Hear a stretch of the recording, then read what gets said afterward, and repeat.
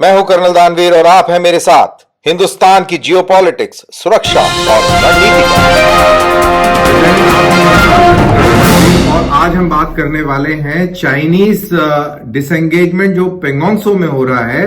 वो तो हो ही रहा है, लेकिन देखने में आ रहा है कि सिक्किम के अंदर भी जो उसका जो प्रेशर पॉइंट था नकुला, वहां पर भी उसकी गतिविधि कम हो गई है। तो वो क्यों हो गई है कम? चाइनीज पीएलए ने नकुला के अंदर भी पेट्रोलिंग कम कर दी है, तनातनी सिक्किम में भी कम होती दिख रही है। वो बात और है कि ये समझौता पेंगोंग त्सो के इलाके में हुआ था डिसएंगेजमेंट का, और पेंगोंग त्सो के इलाके में भी बड़ी स्पीड से डिसएंगेजमेंट हो रहा है। इसका कारण इंडिया का जो प्रेशर है और जिस तरीके से हिंदुस्तान की सेना चाइनीज के मुकाबले खड़ी हुई, उसको डट के मुकाबला किया, आंखों में आंख डालकर उसको उसकी चुनौती को स्वीकार किया, उससे चाइना को एक बहुत बड़ा धक्का लगा है। चाइनीज को यह जरूर मालूम है कि इंडिया के साथ में तनातनी करने से कोई फायदा नहीं है, चाइनीज का ज्यादा नुकसान है। चाइना से निवेश भागने लगा है। चाइना की जिस तरीके से अंतर्राष्ट्रीय जगत में दादागिरी देखने को मिलती है, इससे पूरी दुनिया परेशान है। तो ये कहीं ना कहीं चाइनीज को समझ आ गया है और चाइनीज इंडियंस के साथ में एस्केलेशन नहीं करना चाहते हैं, डी एस्केलेट करना चाहते हैं। ये मूल वजह मेरे को लगती है। देखिए, नाकुला ही नहीं, चाइनीज कहीं भी कुछ भी कार्रवाई कर सकते हैं, हरकत कर सकते हैं। ये एक डिसेप्शन के तौर पे भी हमको सोचना चाहिए। एज अ गुड स्ट्रेटेजिस्ट हमको ये नहीं मान लेना चाहिए कि सब कुछ बिल्कुल ठीक हो गया है और अब चाइनीज कभी इस प्रकार की हरकत नहीं करेंगे। ऐसा मान लेना हमारे लिए बहुत आत्मघाती होगा। तो हम लोगों को बिल्कुल अलर्ट रहना पड़ेगा। लेकिन जहां तक नाकुला का सवाल है, नाकुला के पास हमारी सेनाएं जो है बिल्कुल सतर्क है। वो बात और है कि चाइनीज ने अपनी हरकत कम कर दी है। बेसिकली चाइना एक मैसेज देना चाह रहा है इंडिया को, एक ऑलिव ब्रांच एक्सटेंड कर रहा है कि ठीक है, जो हुआ सो हुआ, लेकिन अब हमें दोस्ती की ओर बढ़ना चाहिए और हमें इकोनॉमिक फ्रंट के ऊपर आगे कार्रवाई करनी चाहिए। और उसको ये भी बिल्कुल पसंद नहीं आ रहा है, कहीं ना कहीं उस चीज से भी वो परेशान है कि इंडिया जो है क्वाड का हिस्सा बन गया है और जिस तरीके से डिप्लोमेटिक लेवल पर उसने गठजोड़ बनाए हैं और एक तरीके से चाइना का मुकाबला ले से लेकर और साउथ चाइना सी तक इंडिया ने किया है, उससे भी चाइना परेशान है और घबराया भी हुआ। देखिए, चाइना के ग्लोबल टाइम्स से हमें और कोई एक्सपेक्टेशन भी नहीं होनी चाहिए, कुछ और हमें अपेक्षा भी नहीं होनी चाहिए। चाइनीज मुखपत्र है, वो अपना प्रोपेगेंडा करेगा। वो किसी भी हालत में ये अपने देशवासियों को नहीं बता सकता है कि हिंदुस्तान के दबाव के चलते उसने अपनी सेनाओं को पीछे मुड़ने का आदेश दिया है। तो ग्लोबल टाइम्स की ज्यादा विश्वसनीयता नहीं है और उसकी क्रेडिबिलिटी भी कम है।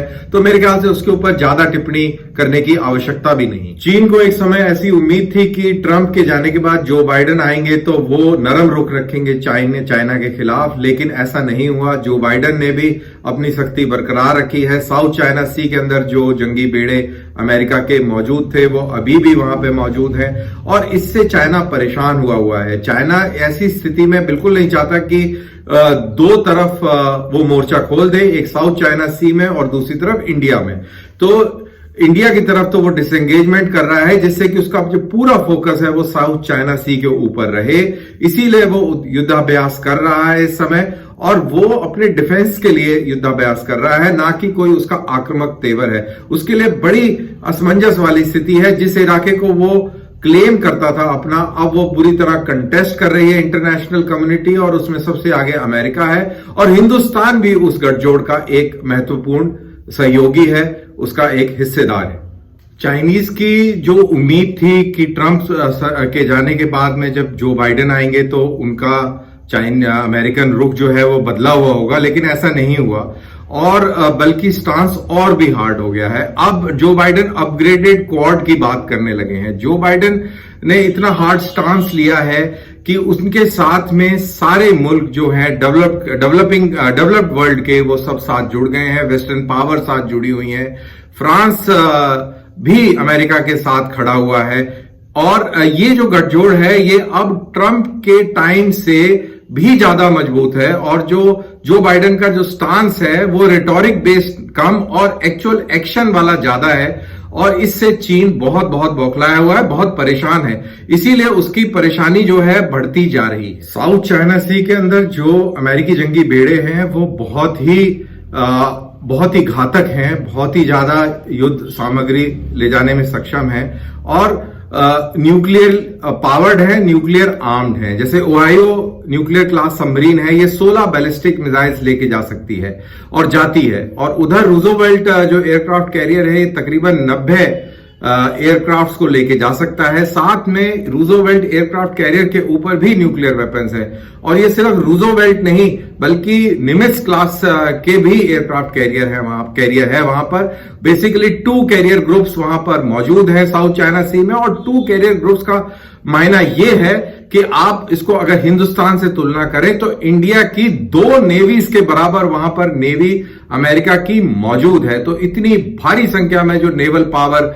साउथ चाइना सी में है, पैसिफिक ओशन में है, उससे चाइना की परेशानी बहुत बहुत बढ़ी हुई है। चाइना बिल्कुल बौखलाया हुआ है और बहुत परेशान है इस समय, जिस तरीके से वहां पर जंगी तैयारियां और जंगी साजो सामान का जमावड़ा वहां पर देखने को मिल रहा है।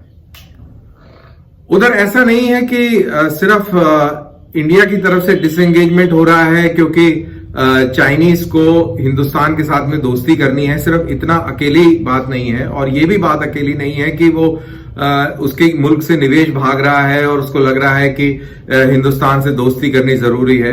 लेकिन इससे बड़ी एक चीज है और वो बड़ी चीज ये है कि जो वेस्टर्न कंट्रीज हैं, जो सुपर पावर है दुनिया की, दैट इज अमेरिका, जिस तरीके से उसने लामबंदी करी है साउथ चाइना सी के अंदर, उससे चाइना बहुत बहुत परेशान है।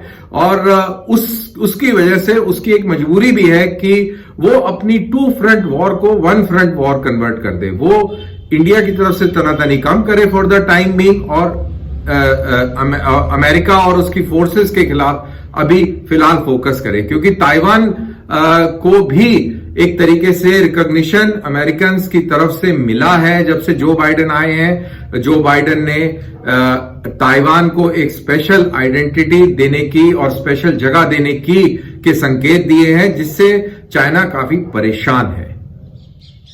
आई होप आपको ये एक छोटा सा ये जो मेरा जो कार्यक्रम था ये आपको पसंद आया होगा। ये जान के मैंने छोटा रखा है जिससे कि बड़े आसानी से पॉइंट फॉर्म में आपको चीजों के बारे में पता लगे। तो आपने इस प्रोग्राम को देखा, बहुत बहुत शुक्रिया। आप इसको लाइक करिए, शेयर करिए और प्लीज आपसे निवेदन है कि आप इस चैनल को सब्सक्राइब भी करिए। मैं फिर से किसी एक टॉपिक के ऊपर आपसे बातचीत करूंगा, जल्द ही मिलते हैं। तब तक के लिए जय हिंद।